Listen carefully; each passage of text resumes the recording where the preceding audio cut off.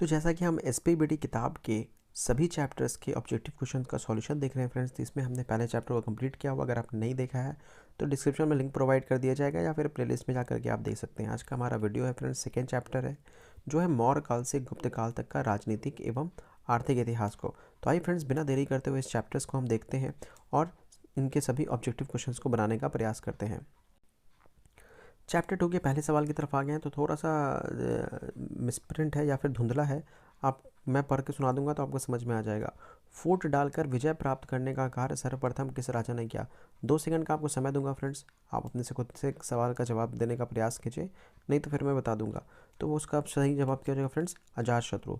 आपको पता है फ्रेंड्स कि मगध पे शुरुआत में जो 4 वंश थे वो कौन कौन से थे? सबसे पहले हर्यक वंश आया था, फिर शिशुनाग वंश था, फिर नंद वंश था और उसके बाद कौन सा था? मौर्य वंश था। तो इस तरह से ये चारों क्रम से आए थे, हर्यक, फिर शिशुनाग, फिर नंद, फिर मौर्य। तो आपको ये क्रम भी याद रखना है फ्रेंड्स, ये बहुत इंपॉर्टेंट है। एग्जाम में यहाँ से भी क्वेश्चंस बनते हैं। दूसरा क्वेश्चन देखते हैं फ्रेंड्स। दूसरा है जीवक वैद्य किस वंश के काल में था? तो सबसे पहले कौन आया था? हर्यक वंश आया था। तो हर्यक वंश के ही काल में कौन था?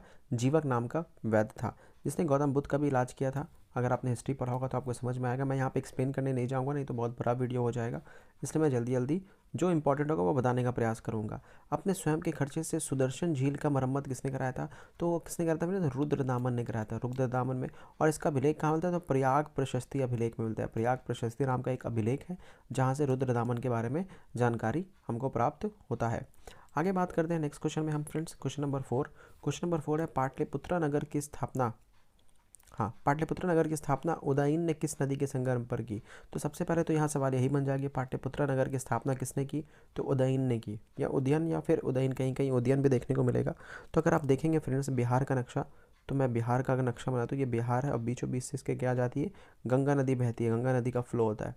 अगर आप देखें तो पटना का लोकेशन है, पटना का लोकेशन। और पटना में अगर मैं पेन चेंज कर दूँ थोड़ा सा, तो यहाँ से एक नदी आती है जिसका नाम क्या है? सोन। ये कौन सी नदी है? सोन नदी है। और एक नदी यहाँ से आती है पुनपुन, जो पुनपुन है, ये पुनपुन पुनपुन है, जो फतुहा में आकर के गंगा से मिल जाती है। और इधर से एक आती है नदी जिसका नाम क्या है? गंडक है।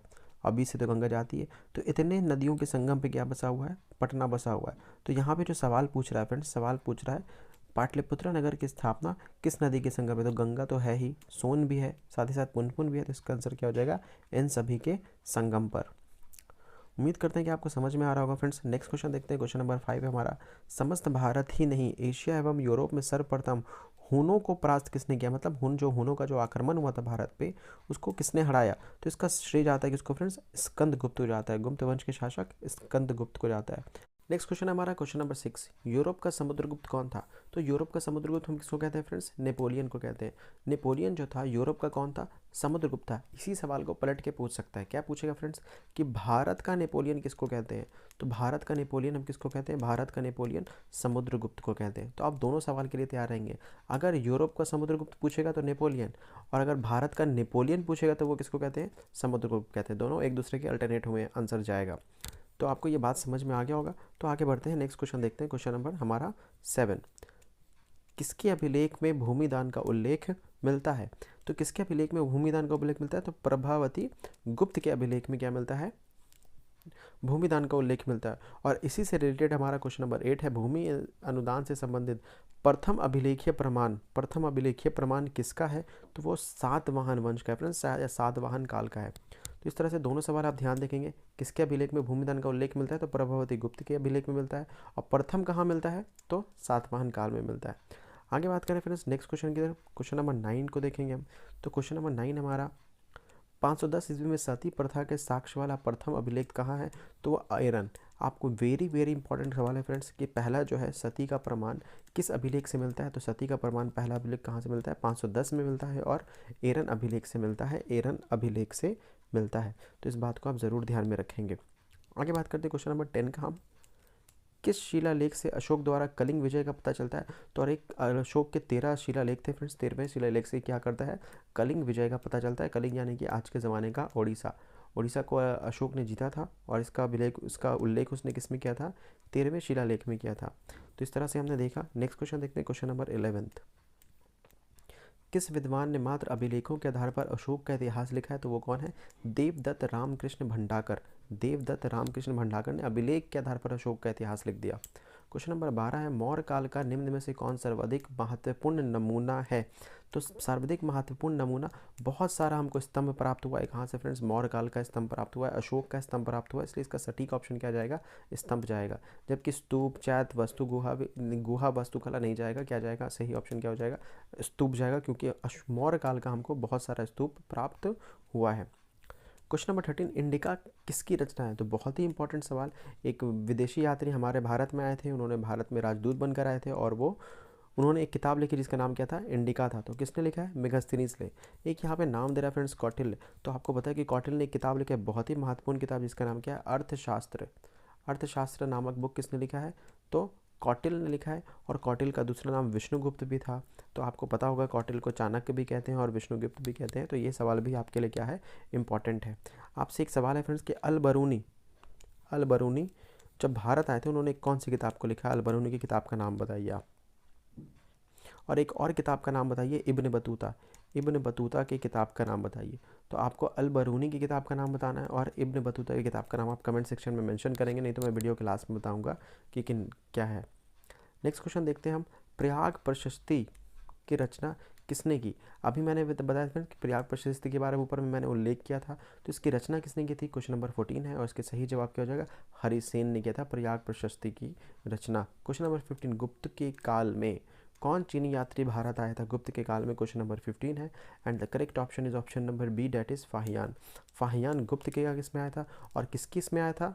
आपको याद होगा तो चंद्रगुप्त द्वितीय के काल में आया था। चंद्रगुप्त सेकंड के काल में आया था कौन? फाहियान। और आपको बताना है फ्रेंड्स कि हेनसुआंग जो था वो किसके शासन काल में आया? तो आपको बहुत आसानी से याद हो सकता है कि हेनसुआंग, हा से हर्षवर्धन। तो हर्षवर्धन के काल में कौन आया था? हेनसुआंग आया था। और फाहियान किसके काल में आया था? चंद्रगुप्त द्वितीय के काल में आया था। क्वेश्चन नंबर 16 देखें हम फ्रेंड्स। क्वेश्चन नंबर 16 भारतीय इतिहास का कौन सा काल स्वर्ण काल के नाम से जाना जाता है? तो किसको कहते हैं फ्रेंड? क्वेश्चन नंबर 16 का and the correct option is गुप्त काल। गुप्त काल को भारतीय इतिहास का स्वर्ण काल कहा जाता है। क्वेश्चन नंबर 17 अशोक किस वंश का शासक था? तो मौर्य वंश का शासक था। अशोक मौर्य वंश का शासक था। क्वेश्चन नंबर 18 कौटिल्य की कीर्ति है। तो अभी हमने बात किया कौटिल्य कहें या विष्णुगुप्त कहें या फिर चाणक्य कहें, उनकी रचना का नाम क्या है? अर्थशास्त्र है। क्वेश्चन नंबर 19 हम देखें तो मेगास्थनीज भारत में किसके दरबार में आया? तो मेगास्थनीज भारत में किसके दरबार में आया था फ्रेंड्स? तो चंद्रगुप्त मौर्य के दरबार में आया था। क्वेश्चन नंबर 19 का ए हो जाएगा सही जवाब। क्वेश्चन नंबर 20 समुद्रगुप्त की जानकारी होती है। समुद्रगुप्त की जानकारी होती है। Question number 20 and the correct option is option number B, that is Prayag Prashasti, जिसको हरिसेन ने लिखा था। भारत का नेपोलियन कहते हैं, इस तरह से सवाल भी था, आपने देखा होगा भी। नेक्स्ट क्वेश्चन की तरफ जाते हैं हम। क्वेश्चन नंबर 21 पाटलिपुत्र की स्थापना किसने की? इसको हमने पहले के चैप्टर में किया, फर्स्ट चैप्टर में। अगर आपको याद होगा फ्रेंड्स तो कमेंट सेक्शन में बताइए कि पाटलिपुत्र की स्थापना किसने की। मैं इसका आंसर नहीं बताऊंगा। क्वेश्चन नंबर 22 देखेंगे हम। नवरत्न किसके शासन के दरबार में रहते थे? क्वेश्चन नंबर 22 नवरत्न। तो अगर आपने कमेंट में अब तक लिख दिया है फ्रेंड्स क्वेश्चन नंबर 21 का आंसर तो सही है। और अगर आपने अभी तक नहीं लिखा तो मैं बता दूं इसका आंसर क्या हो जाएगा? उदयन। उदयन ने पाटलिपुत्रा की स्थापना की थी। अब नवरत्न किसके दरबार में रहते हैं फ्रेंड्स? तो चंद्रगुप्त विक्रमादित्य के दरबार में कौन रहते थे? नवरत्न रहते थे। क्वेश्चन नंबर 23 है अभिज्ञान शकुंतलम एक किताब है और इस किताब के रचनाकार कौन है आपको बताना है। तो क्वेश्चन नंबर 23 का आंसर क्या हो जाएगा? कालिदास। अभिज्ञान शकुंतलम किसने लिखा है? कालिदास ने लिखा है। क्वेश्चन नंबर 24 कालिदास किसके दरबार में रहते थे फ्रेंड्स? ये आपका सवाल है, इसका जवाब आप जरूर दें। प्रयाग प्रशस्ति का संबंध किस गुप्त शासक से? ये रिपीटेड क्वेश्चन है और इसका जवाब आप हमको बताएंगे क्या होगा। तो समुद्रगुप्त हो जाएगा इसका answer. Question number 24। Question number 25 हम देखेंगे तो प्राचीन भारत में अभिलेख की शुरुआत किस शासक ने की थी? तो क्वेश्चन नंबर 25 का अगर आंसर आप देखें तो अशोक ने ही क्या किया था? अभिलेख को बनवाना शुरू किया था। क्वेश्चन नंबर 26 किस शासक को प्रियदर्शी कहा गया? तो अशोक के अभिलेख में कई जगह पे अशोक को कहा गया है? प्रियदर्शी कहा गया या फिर देवनाम प्रिय के नाम से भी जाना गया। देवनाम प्रिय, प्रियदर्शी अशोक को कहा गया है। आगे बात करते हैं फ्रेंड्स क्वेश्चन नंबर 27। ये असर्शन और रीजनिंग का क्वेश्चन है। तो कौटिल्य का अर्थशास्त्र मौर्यकालीन इतिहास की जानकारी का एक प्रमुख स्रोत है। क्वेश्चन नंबर 27 का ए पहला स्टेटमेंट हमने पढ़ा। तो क्या पहला स्टेटमेंट सही है? तो बिल्कुल सही है। कौटिल्य का अर्थशास्त्र मौर्यकालीन इतिहास की बहुत ही खूबसूरत जानकारी हमको प्रदान करता है, इसलिए एक प्रमुख स्रोत है। और इसका रीज़न क्या है, कौटिल्य चंद्रगुप्त मौर्य का प्रधानमंत्री था। चंद्रगुप्त मौर्य का प्रधानमंत्री था क्या, तो बिल्कुल सही था। तो दोनों ही स्टेटमेंट क्या है, सही है, और दोनों एक दूसरे की क्या करता है, व्याख्या करता है, इसलिए option number A is the correct answer हो जाएगा। क्वेश्चन नंबर 28 देखेंगे, ये भी स्टेटमेंट वाइज क्वेश्चन है। मेगास्थनीज बिंदुसार के दरबार में भारत आया था, तो नहीं, पहला ही तो गलत होगा। मेगास्थनीज चंद्रगुप्त मौर्य के दरबार में आया था, ना कि बिंदुसार के दरबार में आया था। मेगास्थनीज ग्रीक का था, तो इसका आंसर क्या हो जाएगा क्वेश्चन नंबर 28 का फ्रेंड्स। तो अगर आप देखेंगे तो ए तो असत्य है, परंतु आर क्या है, सत्य है। मेगास्थनीज जो था वो ग्रीक से आया था। ग्रीक आप कहें या फिर यूनान कहें आप, चलिए। तो ए गलत है, जबकि आर क्या है, सत्य है, इसका आंसर हो जाएगा। क्वेश्चन नंबर 29 कहेंगे आप, मौर्य काल के टकसाल का प्रधान कौन था। मौर्य काल में टकसाल का प्रधान किसको कहते थे या कौन होता था, तो इसका हो जाएगा लक्षणाध्यक्ष उसको बोलते थे। टकसाल जहाँ पैसा छपता है या फिर नोट वगैरह छपता है। क्वेश्चन नंबर 30, पतंजलि के महाभाष्य से किसकी जानकारी मिलती है। पतंजलि की किताब है, पतंजलि राइटर है, इनकी किताब का नाम क्या है, महाभाष्य। से किसके बारे में जानकारी मिलती है। क्वेश्चन नंबर 30 का आंसर क्या हो जाएगा, तो मौर्य काल की जानकारी मिलती है। अब आगे बात करते हैं, धम्म महामात्र की नियुक्ति किसने की थी। धम्म महामात्र, धम्म का प्रचार प्रसार करने के लिए सम्राट अशोक ने धम्म महामात्रों की नियुक्ति की थी, तो इसका सही जवाब क्या हो जाएगा फ्रेंड्स, अशोक हो जाएगा, धम्म महामात्र की नियुक्ति। आगे बात करते हैं क्वेश्चन नंबर 32 हमारा। क्वेश्चन नंबर 32, अर्थशास्त्र एवं इंडिका से किस राजवंश के बारे में जानकारी मिलती है। तो आपको पता है फ्रेंड्स, अर्थशास्त्र कौटिल्य ने लिखा है, जबकि इंडिका मेगास्थनीज ने लिखा है, और ये दोनों किससे रिलेटेड हैं, मौर्य काल से रिलेटेड हैं। क्वेश्चन नंबर 33, एलोरा में कैलाश मंदिर किस राजवंश ने निर्मित कराया था। एलोरा में कैलाश मंदिर किस राजवंश ने निर्मित कराया था। Question number 33, and the correct option is option number D, that is Rashtrakutas ने करवाया था। क्वेश्चन नंबर 34 है, 16 महाजनपद में सबसे शक्तिशाली महाजनपद कौन सा था। तो ऑब्वियसली कौन था फ्रेंड्स, मगध था। और मगध में अभी मैंने शुरू में आपको बताया कि कौन कौन से राजवंश थे, तो आपको 4 राजवंश का नाम याद रखना है। शुरू में कौन कौन से, सबसे पहले हर्यक वंश, फिर शिशुनाग वंश, फिर नंद वंश, और लास्ट वाला मौर्य वंश। और इन सब में सबसे इंपॉर्टेंट कौन सा है, मौर्य है, जिसमें सम्राट अशोक को हमको पढ़ना है, चंद्रगुप्त मौर्य को पढ़ना है। नेक्स्ट क्वेश्चन की बात करते हैं, क्वेश्चन नंबर 35 क्वेश्चन नंबर कहता है, पुराणों की संख्या कितनी है।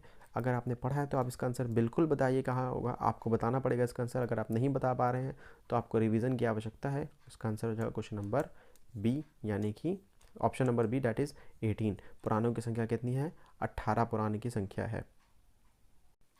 तो नेक्स्ट क्वेश्चन देखेंगे फ्रेंड्स। नेक्स्ट क्वेश्चन हमारा, अर्थशास्त्र के लेखक कौन है। तो अभी हमने बात किया, देखिए कितना इंपॉर्टेंट है, कितनी बार सवाल पूछा गया, 15 में भी पूछा गया, 16 में भी, जेएससी में भी पूछा गया है।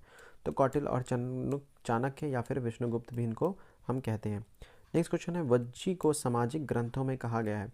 तो वज्जी एक महाजनपद था, और महाजनपद में सामाजिक ग्रंथों में क्या कहा गया है वज्जी को, and the correct option is option number B, that is गणतंत्र। वज्जी क्या था, वज्जी लिच्छवी गणतंत्र था एक, और ये भारत के प्राचीन, भारत छोड़िए पूरे विश्व के प्राचीन ग्रंथों में इसको क्या कहा गया है, गणतंत्र कहा गया। मतलब सबसे पुराना ये क्या था, गणतंत्र था। नेक्स्ट बात करते हैं क्वेश्चन नंबर 38, जनपद शब्द का शाब्दिक अर्थ, सॉरी इसको इरेज करता हूँ, जनपद शब्द का शाब्दिक अर्थ है question number 13, and the correct option is, जहाँ लोग अपना घर बनाते हैं उसको क्या कहते हैं, हम जनपद कहते हैं। इसका मतलब ये होता है। क्वेश्चन नंबर 39 है, पंच चिन्ह वाले सिक्के बने होते हैं। तो पंच चिन्ह वाले सिक्के कहाँ बने होते हैं, तो चांदी के भी होते हैं पंच चिन्ह वाले सिक्के, और तांबे के भी होते हैं। मतलब जिसको ठप्पा लगा करके या फिर पंच करके बनाया जाता है, पंच चिन्ह वाले सिक्के, जिसके ऊपर जो साइन होता है वो पंच करके किया जाता है, उसको कहते हैं। तो वो चांदी के भी बनते थे और तांबे के भी, इसलिए ऑप्शन नंबर क्या हो जाएगा, डी इसका सही जवाब हो जाएगा। नेक्स्ट क्वेश्चन देखते हैं, क्वेश्चन नंबर 40, पाटलिपुत्रा नगर की स्थापना की गई थी। तो किसके द्वारा की गई थी फ्रेंड्स, पाटलिपुत्रा नगर की स्थापना किसके द्वारा की गई थी। तो यहाँ पे देखिए क्वेश्चन नंबर 40 का आंसर क्या हो जाएगा, क्वेश्चन नंबर 40 का आंसर अजातशत्रु। पाटलिपुत्र नगर की स्थापना अजातशत्रु यहाँ पे नहीं होगा फ्रेंड्स, यहाँ पे होगा उदयन, क्योंकि पाटलिपुत्र को ही हम पटना कहते हैं। तो यहाँ पे सही जवाब क्या हो जाएगा, उदयन हो जाएगा, जो भी कोई भी ऑप्शन में नहीं है। तो आंसर इज सटीक उदयन। क्वेश्चन नंबर 41, तक्षशिला विश्वविद्यालय कहाँ स्थित था। तो तक्षशिला विश्वविद्यालय जो था वो कहाँ था फ्रेंड्स, तो पाकिस्तान में, पाकिस्तान, वर्तमान पाकिस्तान में स्थित था। क्वेश्चन नंबर 42, फाहियान किसके शासनकाल में भारत आया था। चंद्रगुप्त द्वितीय।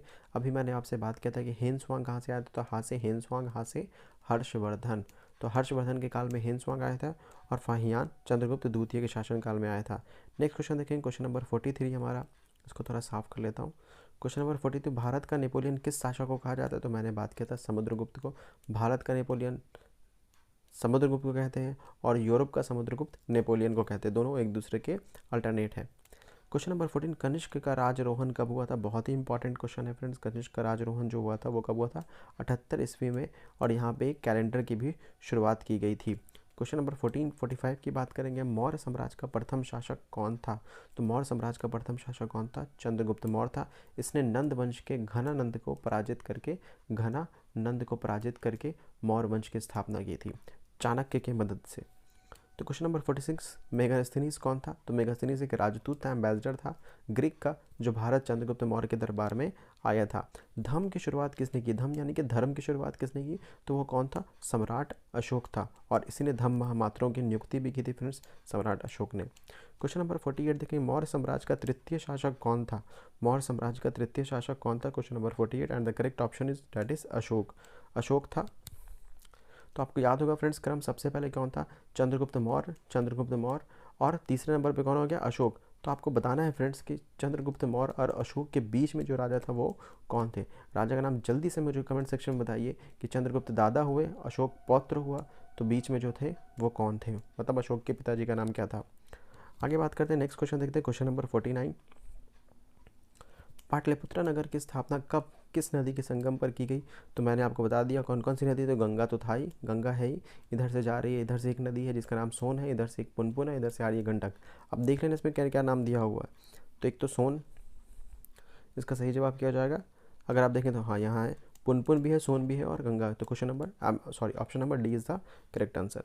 क्वेश्चन नंबर 50 देखेंगे फ्रेंड्स, तो कलिंग की लड़ाई कब लड़ी गई? तो कलिंग की लड़ाई जो लड़ी गई थी वो कब लड़ी गई थी? 261 ईसा पूर्व, 261 BC में लड़ी गई थी। और इस चैप्टर का हमारा आखिरी क्वेश्चन, मुद्राक्षस किसकी रचना है? And the correct option is Vishakhadatta की रचना है मुद्राक्षस। तो इस तरह से हमारा सेकेंड चैप्टर को कंप्लीट किया फ्रेंड्स। अगर वीडियो पसंद आया हो, मेरा काम पसंद आया, तो वीडियो को लाइक कीजिए, अपने फ्रेंड्स के साथ शेयर कीजिए, हमारे चैनल को सब्सक्राइब कीजिए। लेकिन नेक्स्ट वीडियो में, तब तक के लिए स्वस्थ रहें, मस्त रहें, ख्याल रखें, टेक केयर, बाय बाय।